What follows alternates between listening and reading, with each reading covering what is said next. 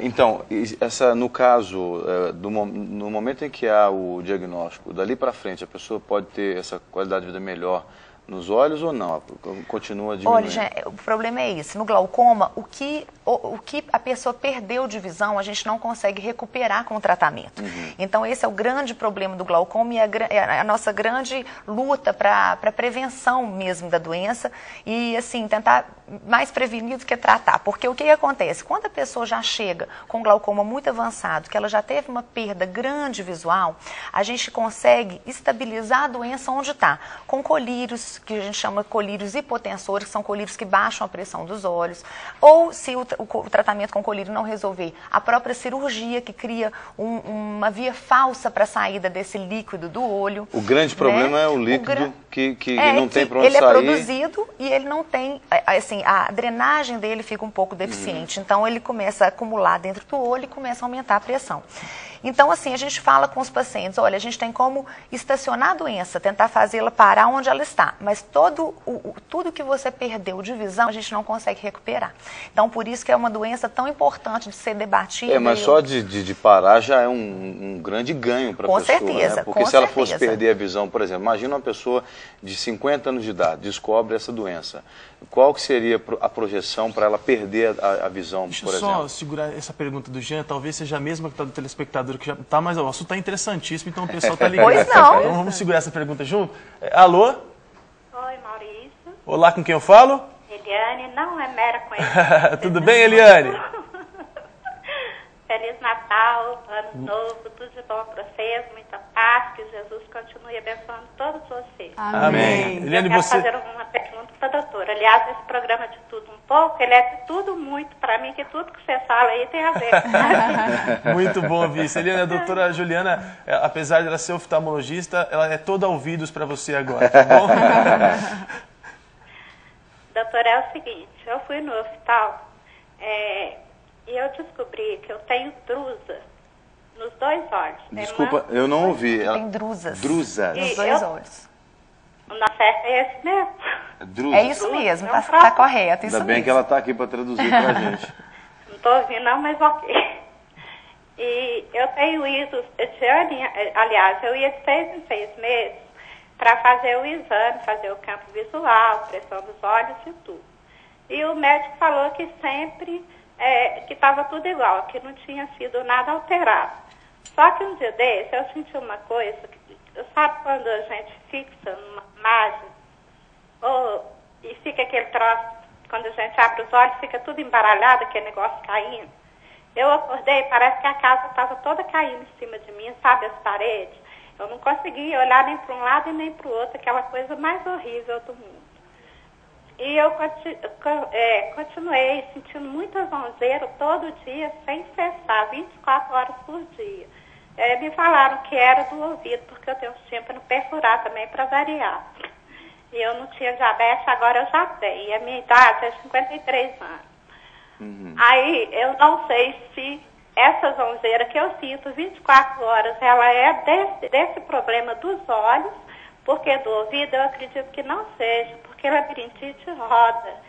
E eu não rodo, parece que eu estou num terremoto todo dia, balançando. Eliane, peraí que é muita informação para a doutora. O que significa essa drusa? O que Você está conseguindo entender? Tem cirurgia? O que é que pode ser feito?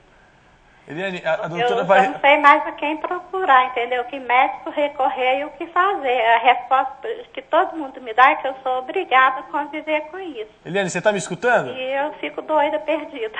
Só Jesus na minha vida, viu, Maurício? Amém. A Eliane, a doutora vai responder para você e você vai... A doutora vai responder todas as suas perguntas e você vai ficar aí assistindo a gente pela televisão. A gente quer agradecer a sua participação. Deus abençoe você, Eliane. Antes explica pra gente o que é drusas, né? Porque eu fiquei curioso para saber. Na verdade, a Eliane entrou num assunto aí que não é o glaucoma, né? As drusas, elas são umas alterações. Ela está fazendo uma consulta completa. Não, estou à disposição. Mas as drusas, elas são alterações que podem dar no fundo do olho, que tem a ver com a degeneração macular. Degeneração macular é uma outra doença que faz parte do processo de envelhecimento do olho. Algumas pessoas podem ou não ter essa doença, né? Assim, com a idade avançada, principalmente.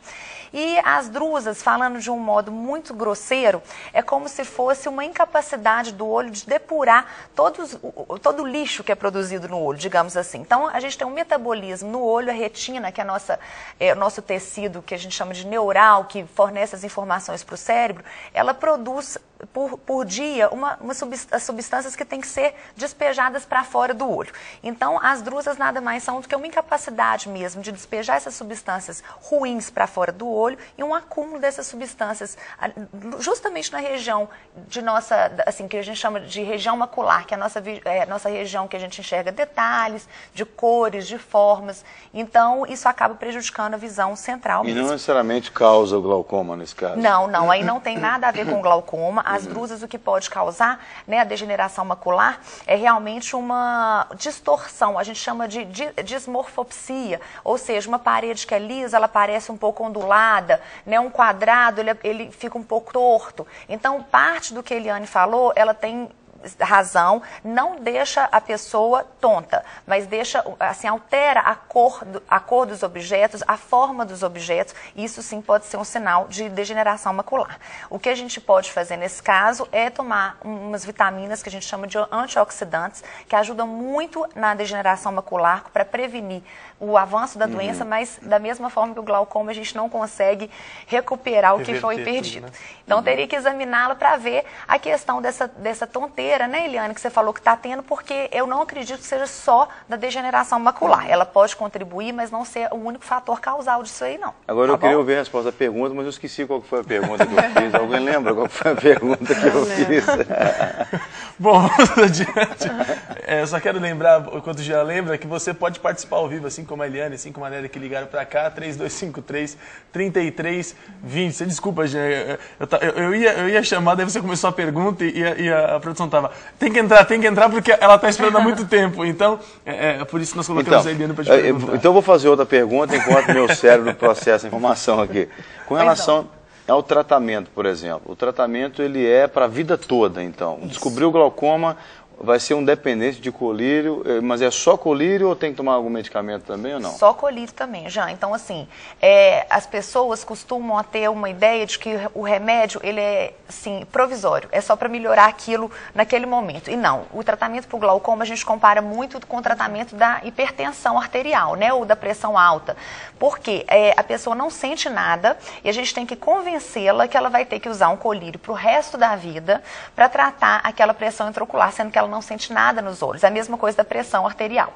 A pessoa que é hipertensa, ela não sente nada, mas a gente tem que convencê-la que ela vai ter que tomar um remédio para a vida toda para diminuir aquela pressão arterial. Então, é muito difícil, às vezes, a gente convencer o paciente, porque como ele não sente nada, ele fala, para que eu vou comprar um colírio, sendo que eu não sinto nada na vista, minha visão é excelente. Então, essa questão da prevenção, né, da gente, assim, conversar muito com o paciente das alterações ao longo prazo, é mais um trabalho psicológico, do impacto inclusive, que vai ter social para a vida dela, né, essa perda visual, e tentar convencê-lo de que é necessário ganhar esse colírio para o resto da vida. Doutora, só um minutinho. Você está fazendo sucesso aqui no nosso programa, que Ai, todo mundo está ligando querendo falar com você. Temos a Marta, da região de Venda Nova, não é isso? Agora. Marta?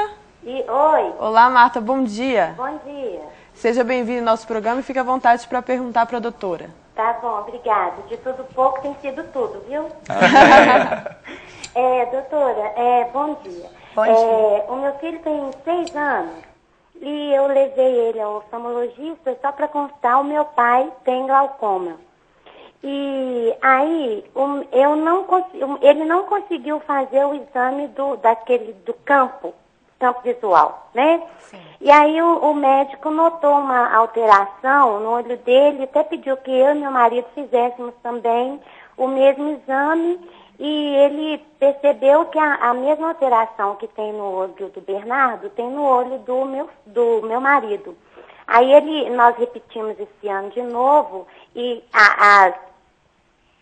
os exames não alteraram, não. Continuaram as mesmas coisas do exame anterior. E ele ainda tem ele falou que pode ser que tenha. Aí eu tô assim, a gente fica preocupado como mãe, né? E aí eu queria saber se só mesmo esse exame do campo que pode confirmar. Sim, não. Não é só o exame do campo visual que pode confirmar. Então, assim, tem vários outros exames, né? O próprio fundo de olho, que ele já deve ter feito, a medida da pressão intraocular. Agora, ele tem 6 anos de idade, não é isso? Isso. Nas crianças com 6 anos de idade, a gente tem um grande problema, que é a referência do que é uma pressão normal no olho de uma criança. Porque é um olho mais elástico, então a gente não consegue comparar muito a pressão de uma criança com a referência do que seria uma pressão normal no adulto. Eu acho que o seu caso é muito parecido com o primeiro caso que a gente viu aqui no programa. Me parece que o oftalmologista suspeitou, mas não confirmou o diagnóstico. Não, o campo visual, ele é um exame super importante, mas em criança ele realmente é inviável, porque é um exame difícil de ser realizado. Então a criança ela não entende, mas não é pela falta do exame que a gente não possa confirmar ou descartar ou suspeitar da doença. Então, nesse caso que teve a suspeita, eu acho que é o acompanhamento mesmo que tem que ser feito anual. Tem história familiar, ou seja, seu pai tinha, então é uma criança que tem que ser acompanhada mais de perto, mas eu repito, não é muito comum glaucoma nessa idade, 6 anos de idade. Existe sim o glaucoma infantil, mas é muito raro nessa idade. Então eu acho que é só fazer mesmo um controle oftalmológico normal e aquela foto do fundo de olho que eu citei, que chama retinografia, que é pra gente sempre comparar como o nervo dele era esse ano e como vai ser ano que vem, pra gente ver se tá tendo alguma mudança sugestiva de glaucoma. Tá bem? Tá bem, então tá. Muito bem, obrigado, viu, Marta? Viu? Um Feliz Natal e um ano muito pra você também. Pra você também.